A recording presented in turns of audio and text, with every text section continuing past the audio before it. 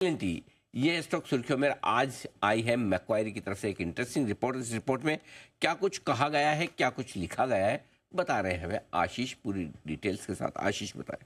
Sir report काफ़ी अच्छी है। इन्होंने आउट परफॉर्म की रेटिंग दी है, टारगेट दिया है 4,210 रुपये का, लेकिन ओवरऑल कमेंट्री बहुत बढ़िया है। इनकी मैनेजमेंट मीट हुई है मैक्वायरी और एल&टी के मैनेजमेंट के बीच में। तो इसके बाद अगर आप देखें तो बता रहे कि लगातार अब मिडिल ईस्ट पर फोकस है। भारत में तो बहुत बढ़िया काम कर रही है एल&टी, लेकिन मिडिल ईस्ट में भी फोकस है।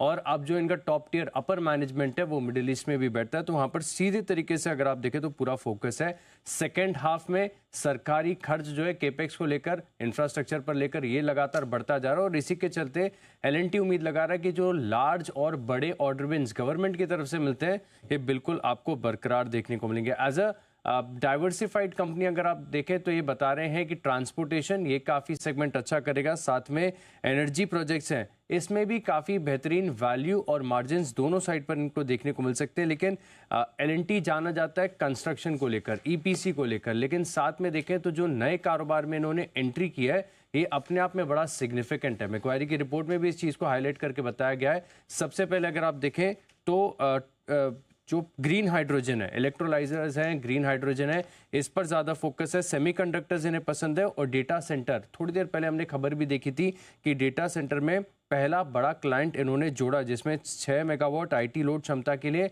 रेंट वाला करार इन्होंने किया। तो वहाँ से भी देखें तो अब कंट्रीब्यूशन लगातार देखने को मिल रहा है।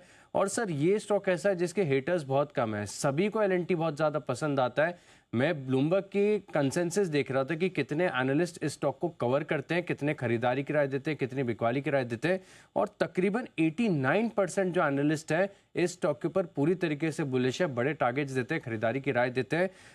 8% ऐसे जो स्टॉक में बने रहने की राय देते हैं और सिर्फ 3% ऐसे जो स्टॉक पर बिकवाली की राय दे रहे हैं। और सभी का इनफैक्ट अगर आप नेगेटिव जोड़कर भी जो एवरेज टारगेट प्राइस निकाल कर देखें तो तकरीबन मौजूदा भाव से ऊपर ही आ रहा है 4,053 रुपए का।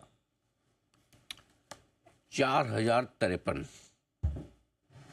यहाँ से कितना 100-150 रुपये ऊपर कितना बचा है अभी? 3700 चल रहा है अभी। एक बार जरा लाए प्राइस एल&टी का 3700-3800 की रेंज में था, बढ़ तो गया है वैसे। हाँ 3880 हो चुका है, ठीक है। तो ये है एवरेज प्राइस। मैक्वायरी की रिपोर्ट एल&टी पर आती हुई दिख रही है। जरा एल&टी पर ही एक बार राय धर्मेश खान साहब की भी ले ली जाए। धर्मेश जी बताएं सर। अनिल जी, बहुत बड़ा कॉन्ग्लोमरेट है और प्रॉब्लम एल&टी के साथ है कि इसको आप क्लासीफाई किस में करेंगे, बिकॉज इसके अंदर जो प्लेज है आईटी के भी पूरे प्लेयर आते हैं, इंफ्रास्ट्रक्चर कंस्ट्रक्शन के भी प्लेयर आ जाते हैं और नए बिजनेस एरिया में काफ़ी ये डाइवर्सिफाई कर रहा है। 100 से ज़्यादा जो इनकी सब्सिडीज है, सब कुल मिला के देखिए तो ये सारे ही इकोनॉमी के पैरामीटर्स हैं, इकोनॉमी में कैसे ग्रोथ हो रही है उसको दर्शाते हैं। और बने रहने की सबसे अच्छी सलाह है कि एल&टी ऐसे स्टॉक को आपको पोर्टफोलियो में रखना ही पड़ेगा अगर आप इकोनॉमी ये साइकिल को खेलना चाहते हैं। लॉन्ग टर्म में कंसिस्टेंट कंपाउंडर रहा है, अर्निंग्स थोड़ी मार्जिन ऊपर नीचे रहती है बट अर्निंग्स के ग्रोथ की ट्रेजेक्टरी में कोई प्रॉब्लम आती नहीं है। और वैल्यू अनलॉकिंग के बहुत सारे अपॉर्चुनिटीज इसमें गोइंग फॉरवर्ड अगर ये बिजनेसेस को प्रॉपर डिमर्ज करते हैं आने वाले समय में।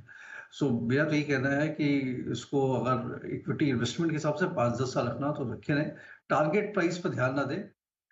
अराउंड 12 से 15% का ईयरली कंपाउंडिंग तो आराम से मिलना चाहिए इसमें।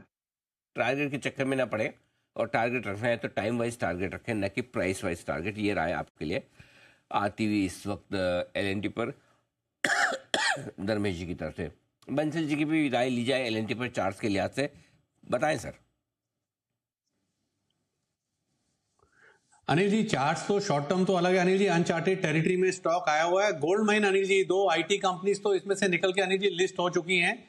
नेक्स्ट ऑन द लिस्ट है अनिल जी ये एल&टी रियलिटी भी अनिल जी, आगे चल के डीमर्ज होने की संभावना है, वो भी लिस्ट होगी। और जैसे अभी धर्मेश जी ने बोला कि काफी सब्सिडीज हैं इसकी, तो अनिल जी गोल्ड माइन है ये, और मेरे को ऐसा लगता है कि मतलब कि सेफ बेट है, सिप करें, लॉन्ग टर्म के लिए लें। और 5,000 मतलब कि बहुत ही कंजर्वेटिव टारगेट है, उन टारगेट्स के लिए थोड़ा सा मतलब कि 2-2.5 साल का नजरिया बना के एल&टी को खरीदना चाहिए।